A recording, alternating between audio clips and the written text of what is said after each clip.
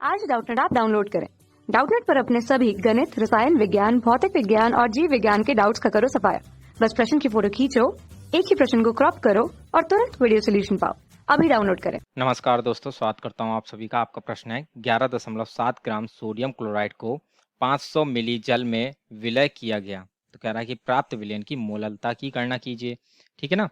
तो आइए हम अपने प्रश्न के उत्तर को निकालते हैं। ठीक है। तो यहाँ पर जैसे कि पूछ रहा हमसे मोललता। ठीक है। तो मोललता को जो है वह हम स्मॉल m से प्रदर्शित करते हैं।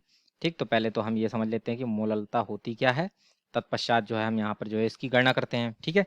तो मोललता जो है वह कुछ इस प्रकार से परिभाषित होती है कि 1 किलोग्राम अथवा 1000 ग्राम विलायक में उपस्थित विलय के ग्राम अणुओं की संख्या को मोललता कहते हैं। ठीक है ना। तो आइए इसको जो हम पहले यहाँ पर लिख लेते हैं और इसका जो है गणितीय रूप भी देखते हैं। ठीक है ना। तो 1 किलोग्राम अथवा 1000 ग्राम, ठीक है ना, अथवा 1000 ग्राम विलायक में उपस्थित विलय के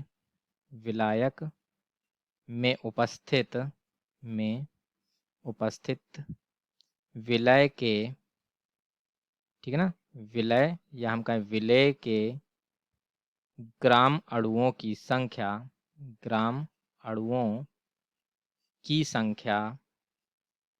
ठीक है ना। ग्राम अणुओं की संख्या से तात्पर्य होता है मोलों की संख्या। ठीक है ना। तो विलय के ग्राम अणुओं की संख्या को मोललता कहते हैं,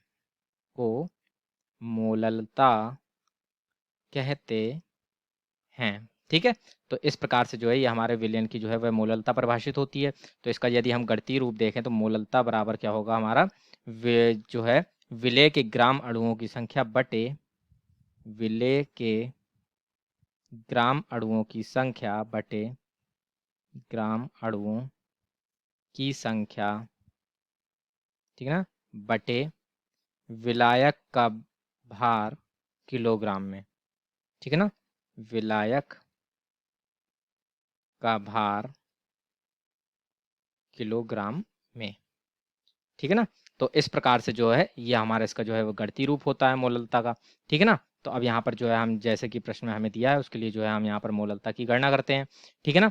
तो जैसे कि अब इसको ये जो सूत्र है इसको थोड़ा हम और गणितीय रूप में इसे निर्देशित कर लें तो विलय के ग्राम अणुओं की संख्या, ग्राम अणुओं यानी मोलों की संख्या, तो मोल जो निकलते हैं वो हमारे होते हैं भार बटे अणु भार। ठीक है। तो भार यहाँ पर स्मॉल डब्लू, अणु भार कैपिटल एम हो गया। ठीक है। बटे, और ये विलायक का भार जो है अब हमें यहाँ पर लिखना है यानी कैपिटल डब्लू। ठीक है।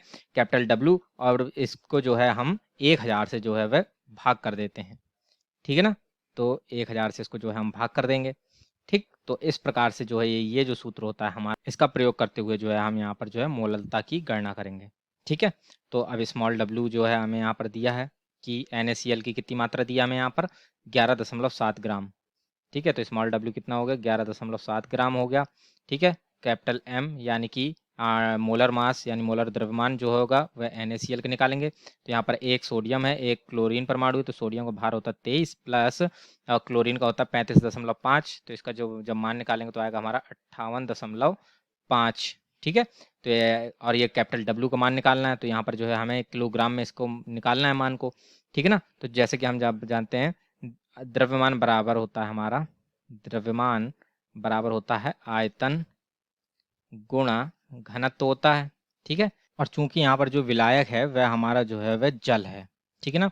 तो जैसे कि यहाँ पर देखें जल में मिलाया था तो विलायक जल है, तो जल का जो घनत्व होता है वह हमारा 27 डिग्री सेंटीग्रेड ताप पर जो होता है, ठीक है ना, वह हमारा होता है 1 ग्राम प्रति मिली। ठीक है ना। क्योंकि यहाँ पर जो है वह हमें आयतन जो है वह मिली में दिया था, इसलिए घनत्व भी हम यहाँ पर मिली में लेंगे, जिससे जो है ये हमारा यहाँ पर कट जाएगा और द्रव्यमान ग्राम में परिवर्तित हो जाएगा। ठीक है ना।